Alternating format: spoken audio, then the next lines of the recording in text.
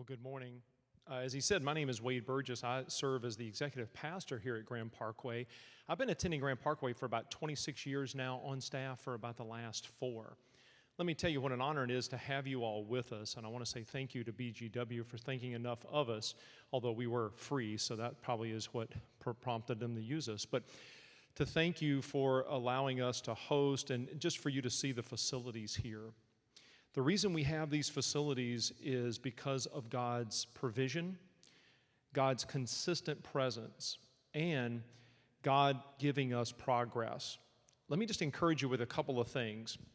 One, if you're thinking about how do we expand, what does this look like? What about a new building? Man, I don't know if I can afford that or not. All those things that you're praying and thinking about.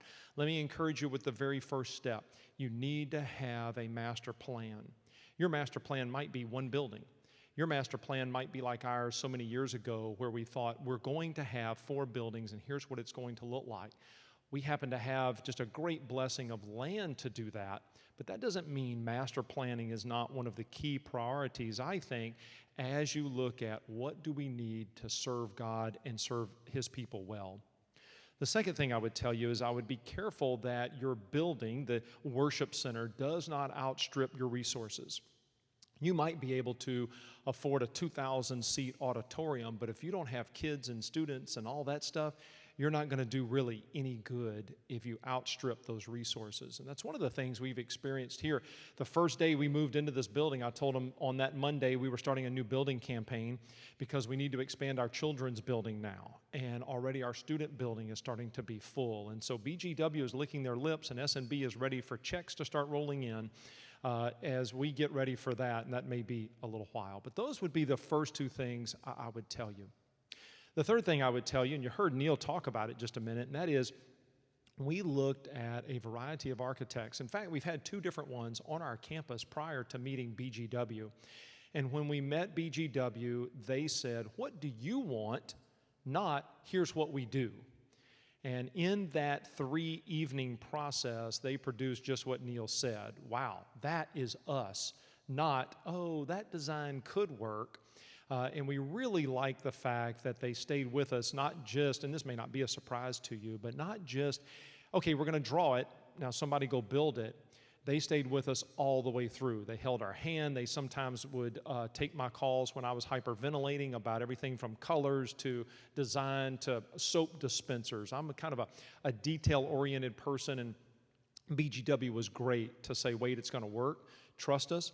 But also they were with us, including through today. We've got a couple of issues we're working through, and they're still saying, we're not going anywhere. We're here. We're proud of what we build. And because of that, we're going to stay with you throughout until you are completely satisfied and the building is doing everything we designed it to do. So I don't know if I was getting paid to say anything else other than those things, but I'll add this for free. S&B Construction is a group that BGW works closely with. There's 2 vendors, partners that I want to tell you about that we've experienced. One, S&B Construction, the people that build the building. They did a great job with us. Their person on site was so intimately familiar with the plans, what it was supposed to look like, how it was going, everything literally from a 1/16 of an inch bolt was off. How do we fix that? And I'm like, a bolt? When are we going to get the roof on this thing? And he's paying attention to the little details of the building, knowing what the big picture was going to look like. And so S&B was great. They got to use local subcontractors where we could, even encouraged us to use the subs that might be in our church. The second group that we got to work with that partners with BGW is called PTG. They're the audiovisual folks. Now, let me tell you, you can spend as much or as little on AVL as you want to. I mean, if you've got a big enough checkbook, I promise you there are vendors that will help you spend that money. What PTG did was to say, okay, what do you want and what's your budget? Let us help you achieve both of those things. They also were good enough to take us to other venues so we could understand. By the way, one of the things I was most nervous about is this big screen behind me. I'm like, if you looked at what we were in, which had 2 pull-down projector screens, okay, and they're talking about this 30-foot whatever, and I'm like, what are we? Are we in the AT&T Stadium down in Dallas? I'm not watching football in there. And they said, Wade, trust us, it's going to work. And I'm like, no, it's going to look like we've sold out and we've changed our DNA. This is one of the best pieces of engaging our people in worship, and it has not been the distraction that I thought it would be.